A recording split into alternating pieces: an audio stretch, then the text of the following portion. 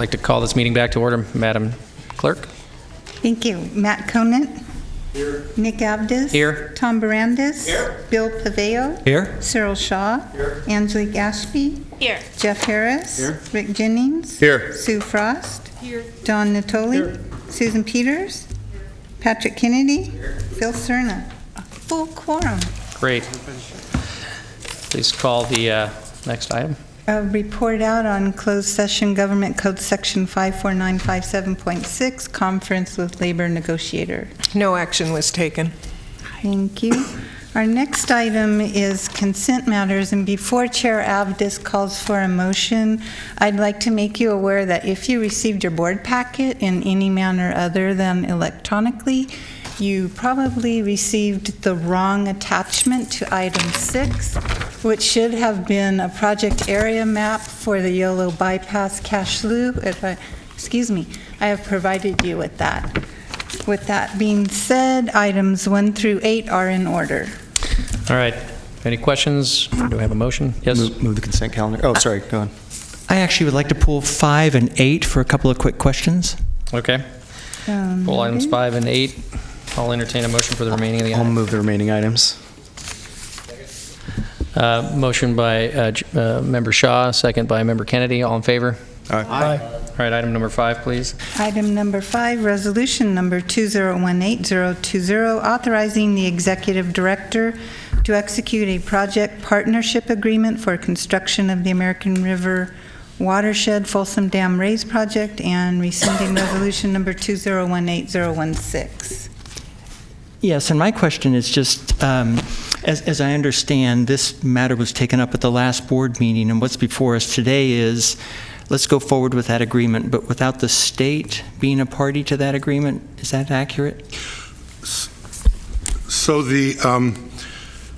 we found out that the administration has a new policy that they will no longer fund projects in the construction funding account without a PPA in place. Mm-hmm. The state, we're still going to have our local project participation agreement with the state, so our roles will be exactly the same. But the court determined that if we have 2 sponsors, it's a non-standard model. It has to go all the way up through Washington for approval. If one of us does it, then we can get it done by next month and then be eligible for some work plan funding. So we were able to move quicker than the state, quite frankly, and we're already working on an amendment that will go forward to then put the state back in. But our local project participation agreement spells out the roles between the state and SAVCA. So we end up doing the same thing. It's just this way we're trying to be eligible for funding local sooner. Okay, so no additional risk proceeding No, without the state. Okay, that was. I mean, the risks are the feds push everything down that they don't want to deal with to the state, and they push it down to the locals, whether it's through the local participation agreement or the main agreement. So we get all the bad stuff anyway. Okay, I just wanted to understand that Yeah. proceeding without the state doesn't incur any additional risk at this time to SAVCA. It sounds like it doesn't. Very good. Consent item 5. I have a motion, second by Mr. Conant. All in favor? Aye. Item number 7. Wait, Was we say it 7? 8? 8, sorry. Item number 8, resolution number 2018-023, authorizing the executive director to execute amendment number 3 to contract 1338 with Northwest Hydraulic Consultants for technical assistance with erosion and bank protection related issues on the Lower American River. Yes, and my question on this one was, if I understood the sequence described in the staff report, this was a sole source contract originally for about $160,000, and over time it's now arrived at something approaching almost $1 million contract. And just wanted to understand, is that there were unusual circumstances that led us to $1 million sole source contract, or this is not uncommon, or I just wanted a better context for how we got to an almost $1 million sole source contract.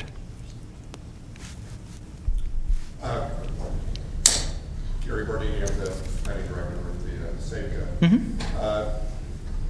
This, what's before you today is essentially an amendment for specific work related to essentially what we have as a bank protection work group and we'll call it Lower American River Bank Task Force.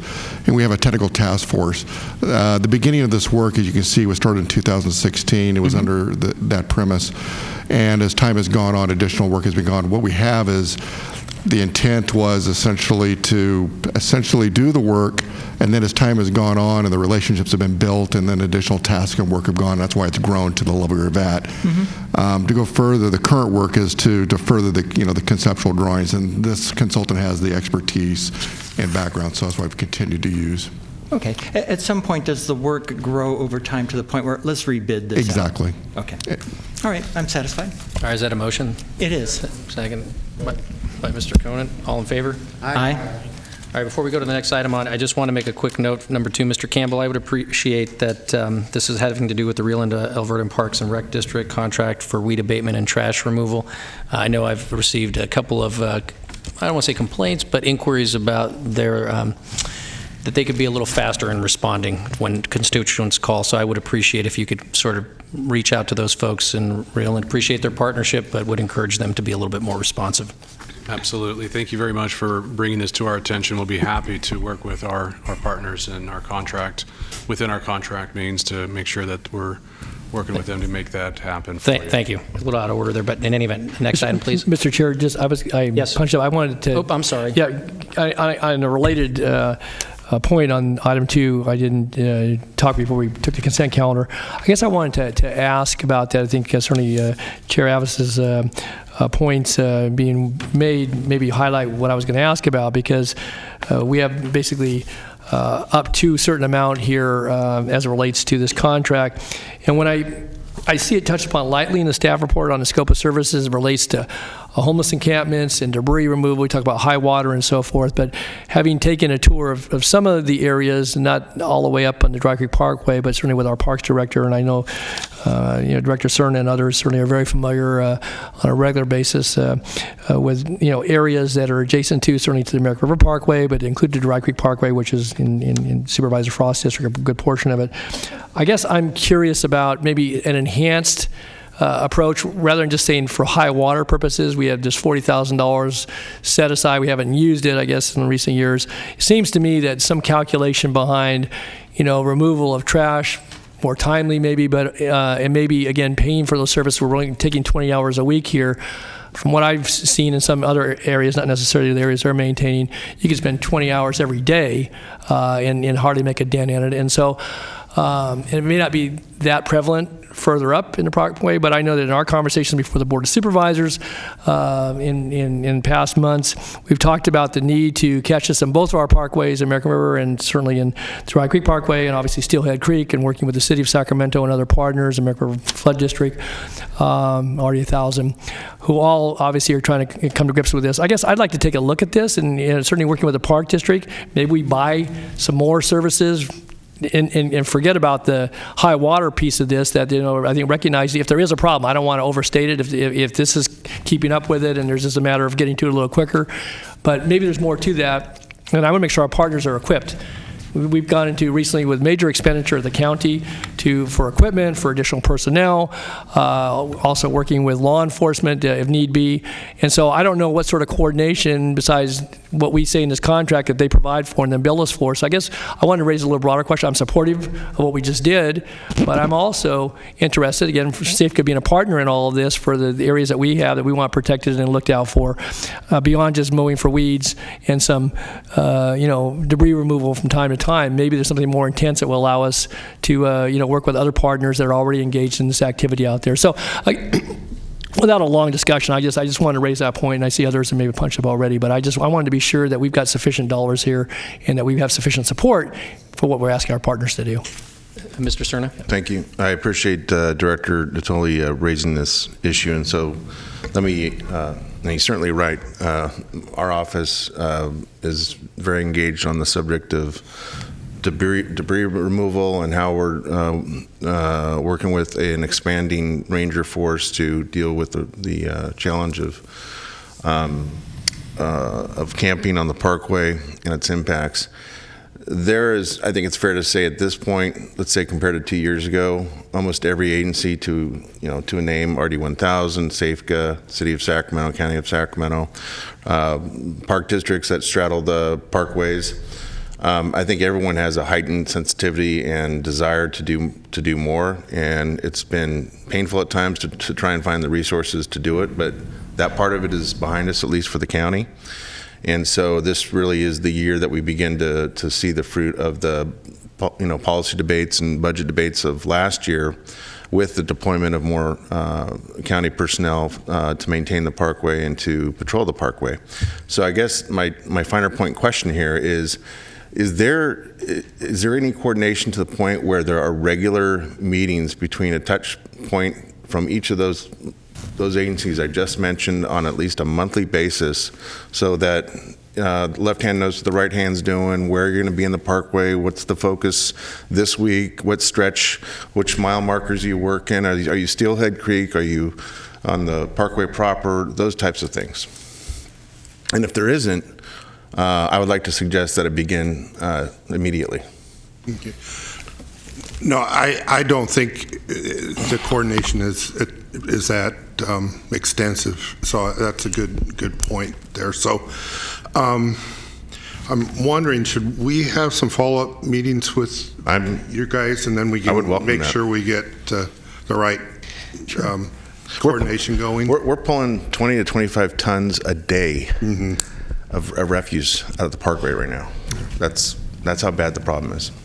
I'd actually like to echo those comments. I know, Mr. Campbell, we had spoken about this issue. I had hoped in the near future to bring it as a separate discussion item, but since the discussion did bring itself up, I do think there's an opportunity, because there are overlapping jurisdictions and there is some overlap in what we're doing. Certainly that's the case at RD1000, and I've asked our general manager to work with other agencies. Certainly we're a small reclamation district, and certainly would like to lend our participation in a collaborative effort to address these issues uniformly, so there isn't, duplication of activities and expenses, and I think there is something to that, so I would encourage that as well. All right. Mr. Hare. We'll get a meeting set up, and then we can make sure we get all the right people. Mr. Harris. Okay. I just wanted to echo those comments from the city side, and I think a collaborative approach is definitely called for. As Mr. Cerna pointed out, pretty much every jurisdiction is pulling out an inordinate amount of tonnage, the city included, and so if we all get on the same page, I think we'll have greater results. And as far as the remaining sum in this contract, perhaps we could use that to advantage as well. So I'd look forward to that meeting. All right. Thank you, everyone. Next item, please. Item number 9, separate matters, Resolution 2018024, adoption of addendum number 1 to the final environmental impact report on the Natomas Levee Improvement Program, Phase 4B Land Site Improvements Project, and approval of modifications to the project. Mr. Johnson, and thank you for making the meeting. I know you had a tight flight, tight connection, so I appreciate your dedication. I was flying through Chicago, so when I heard about all the flight cancellations, I was a little worried. So, okay, so this item 9 here is the board has adopted EIRs in the past on the Natomas project. The Corps is getting ready to do some work up on Reach D, and there's been some changes in the project description from what was done in the original EIR. Basically, we're going to be, some of the changes include removing some of the old pumping plant items that are in the levees or near the levees, modifying pumping plant 4 to go up and over the pipe instead of through the levee, and then we're not moving the Vestal drain out as far from, it's only going 250 feet out instead of the 400 feet. So these are changes which require us to do additional analysis. The proposed changes are all within the footprint that was previously looked at. And so I think the addendum we in there have demonstrated that the changes are all with the mitigation that has already been identified. All the changes are essentially the same as were provided originally. So we just want to make sure we have our CEQA coverage for the work that the Corps is going to be doing, and we've been covering it with this addendum. So take any additional questions if there's anything specific that needs to be asked. Any questions? Mr. Harris is from last time. Oh, there you go. There we go. All right, with that, I'll entertain a motion. Mr. Natoli, Mr. Harris, all in favor? Aye. Any opposed? All right, Executive Director's report, or I guess the next item, please. Executive Director's report. Okay, so can you get that full? Oh, There you go. Thank you. So while we're talking to Thomas, I'll give you the latest update. Reach D, the Corps has went out to bid under the Small Business Administration program. They opened the bids in March, and the low bid was around $24 million, which is right about what the government estimate was at. They did have one bid protest to the Small Business Association, claiming that the low bidder did not meet the qualifications of participating in a Small Business Association. The SBA has 15 working days to decide on that. The Corps is expecting to be able to move forward on May 4th if the SBA holds up that the low bidder was eligible. Then they can go ahead and award to them. The second low bidder was a little bit more, but still within the range that they could award. So there's still going to be an award in May, one way or the other. So at least we finally got one that we think is going to get past it and be able to move forward a little bit. Now, on Reach I Contract 1, that's the one down on the lower end along the Garden Highway. As you know, the Corps has tried several times with several different protests. So they've gone to a different contracting mechanism. They are in the process now. They've put out the notice to have contractors solicit information from contractors to pre-qualify them to do slurry wall work. And once they get a qualified pool, then they'll go out for low bid from that point. So once the pool is set, then it really will eliminate a lot of the things that they've been protesting on. They hope to have the low bid back in July. And the goal is to be able to get construction started on the seepage blanket under I-5 this year, and then the slurry wall work would be in 19. So, according to your list, they got 90 years to figure out whether you got a pre-qualified, you got a typo on the 90 years? Well, I hope that's a typo and not... I hope that wasn't foreshadowing there. Hopefully not. Yeah, thanks. I'll fix that. The federal government moves slow, but I don't think that's slow. So. Okay, thanks, Tom.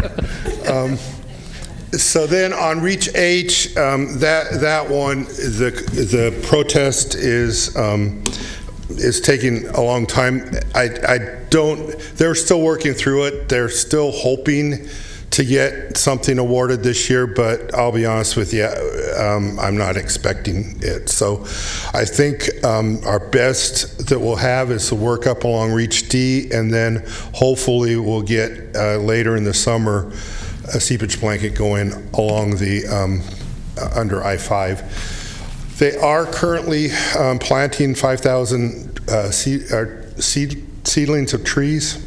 So at the mitigation site along there. So that is going on right now. Okay, changing gears a little bit. In February, the Congress passed the supplemental appropriations. It was an emergency supplemental. They gave over $15 billion to the Corps to advance flood risk reduction. a little over 10 billion of that was for the states that were hit by the hurricanes last year, the 3 hurricanes. But they also gave almost $5 billion for states that have had one or more flood disasters declared since 2014, which California is one of those states. And so we've been working real hard in D.C. Trying to make sure that we are being fully considered for some of those. The administration wants to fully fund projects so as not to have a partially completed project that would leave an obligation on future budgets. So that's a little bit to our disadvantage since our projects are so big, but we still feel that we should have some in this. The other thing that's good about this is it's usually the federal government appropriates funds for that year and they have to be used that year. These funds are there until they're spent. So the Corps had 60 days to assign them from February, but they're not going to make that as it's already passed. So what they're doing is last month on March 23rd, Congress did pass the appropriations bill for 18. They did give the Corps a bunch of money, about $360 million in flood. Now, I put up on the chart here what was in the 18 appropriations bill for us. You can see there's not a lot. That was what was in the president's budget, but they did add another $360 million for work plan. They gave them 60 days for March 23rd. We understand the Corps is combining the work plan for 18 and the supplemental, so they'll both be coming out hopefully next month, and we are hoping we get a bump on all of our projects on that one. So just wanted to make you aware of those opportunities that are out there, and we're putting a lot of resources into trying to get funding as part of those. And then I just got back from Cap to Cap. There's really not a lot I was going to report today. I'll give a written report in my next one there. So with that, I'll see if there's any questions. Any questions for Mr. Johnson? Seeing none. Thanks, Rick, and appears some promise on the horizon and on the funding front. So, thank you. All right, next item. The next items are receive and file. All right, great. We're adjourned.